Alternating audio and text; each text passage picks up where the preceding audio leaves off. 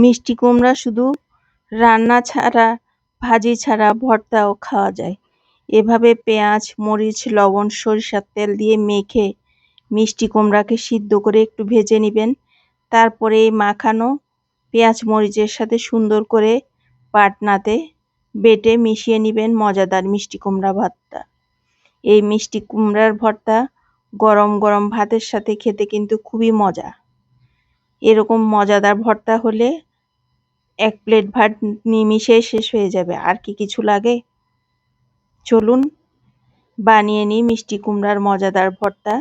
যাদের গার্ডেনে মিষ্টি কুমড়া ধরে তারা চাইলে রেগুলার মিষ্টি কুমড়া ভর্তা খেতে পারেন। আর যাদের গার্ডেন নেই তারা কিনে এভাবে মিষ্টি কুমড়ার ভর্তা বানিয়ে ইয়ামি ভর্তা দিয়ে এক প্লেট ভাত নিমিষেই শেষ করে ফেলুন।